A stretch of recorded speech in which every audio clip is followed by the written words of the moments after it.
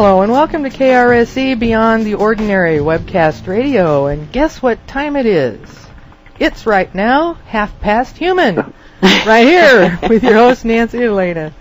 With Clif, who is definitely beyond human. He's improving a lot. You could say Clif. Half-assed human here too. No, that's probably much more accurate. And you want him to return this? I know. Is this the way to approach it? He knows we love him. Yeah. Well, I hear that stuff from my wife all the time anyway. So. But, yeah, not a problem, guys. Okay. Do you want to start with that question, or would that be better? It actually doesn't matter much. I can go into that real quick, and okay. We can just get that out of the way. One of the readers, or some readers, have asked a question about this issue on page 34, or bottom of 33, top of 34 on the most recent report about the powers that be and their fear levels and their anxiety, which are actually stemming from this linguistic area that is headed by a descriptor of last. Not as in the end, but will it last? Can we make it last? Can it endure? Do we have the resources?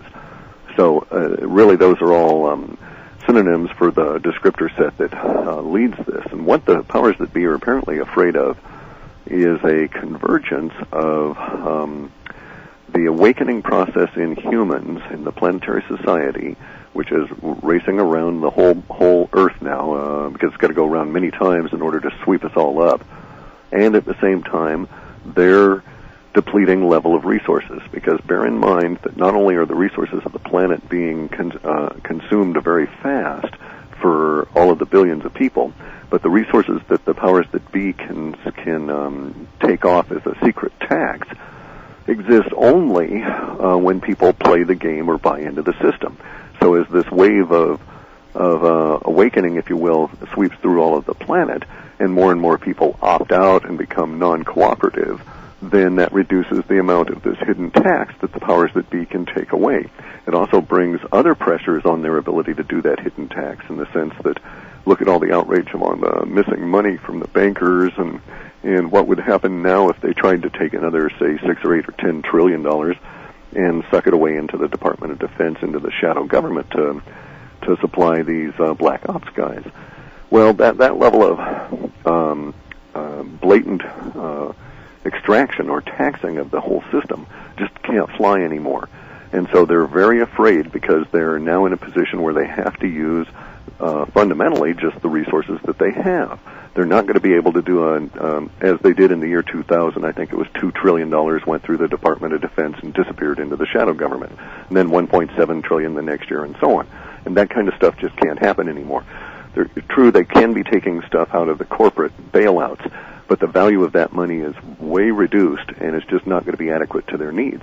So they're running into a situation of their fear is based on their ability to continue their suppression with the resources they have against a very rapidly enlarging populace that is resistant to them, and everybody who's resistant to them costs them more money, at all levels. Takes more time and energy for the propagandists to try and sway you back into their way of thinking, and you cause resistance. You don't pay taxes the way they want you to, et cetera, and so it all builds up. And that pressure, I think they've got somebody in there plotting it out, and their fear words suggest that the plot does not favor their ability to maintain this long enough to see them through 2013, which apparently is some kind of a goal for them.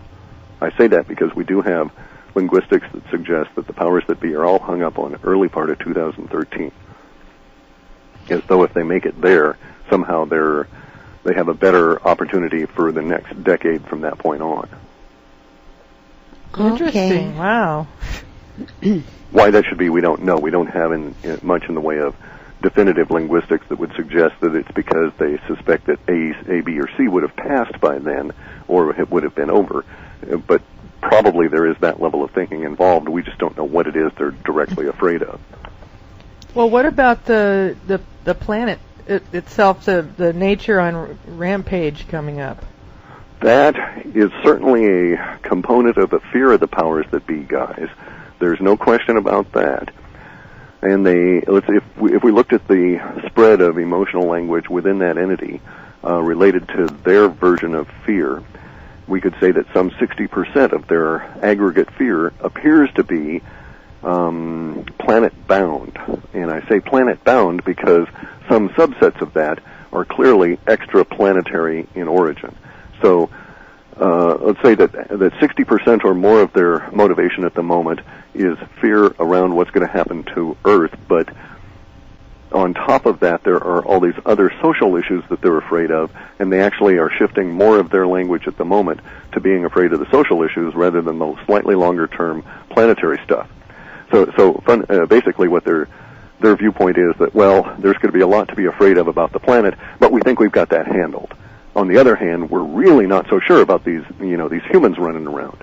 And so their fear language is shifting over slightly towards that direction, towards the 30-some-odd% that's involved with the fear of a political or consciousness awakening. That makes sense? Yes.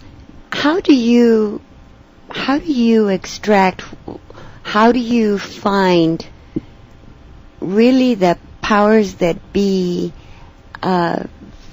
processes of thinking or emotion or whatever, when how far into the layers do you get? They are so hidden behind layers of minions, the puppets. Yeah, but it's actually very straightforward. They tell you their language is out there all the time.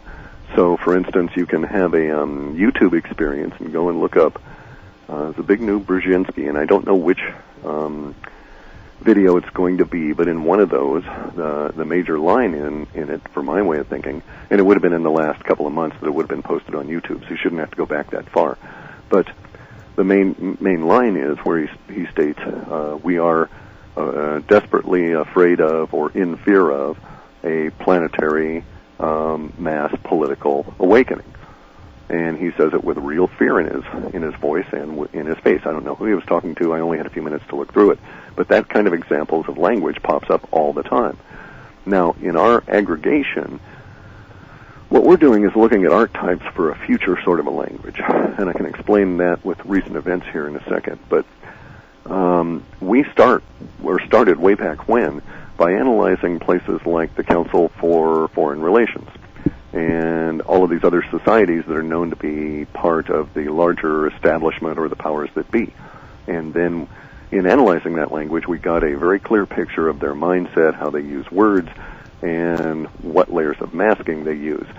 There was this discipline, or art, I don't know really how you want to characterize it, but called SKED. And now it's SKED, but back when it originated was prior to the great period of debates and rhetoric in Rome. A person with a silver tongue in Rome could actually talk their way into being a senator, much the same as it is today. But back then they highly prized the ability to debate and think rationally and also to give speeches extemporaneously or crafted. Didn't really matter to them. It was the use of language, and the whole Roman society was really enthralled with it. And so they had this analysis method to make you a better debater that analyzed the the words used in seeing what was revealed about the knowledge set. Because, for instance, some people could come on up and claim a certain amount of technical expertise, but you can tell if you're in that technical level of technical expertise, you can tell within minutes by how they use language around it as to whether they're legit or not, or whether they're a poseur. And so that kind of thing was analyzed, and a whole series of rules and stuff was extracted, and we used those in our initial analysis to get a clue as to how various different groups use language. And so since then, it's been relatively straightforward. The powers that be communicate to each other all the time. They leave layers of stuff on top of what they're putting out in the propaganda for the people to consume that are simply taking their information off of TV and out of the newspapers. But there's other layers that are very clearly communicated and easily picked up. So it's not that difficult for that particular group. That's brilliant. Yes. Okay, you were going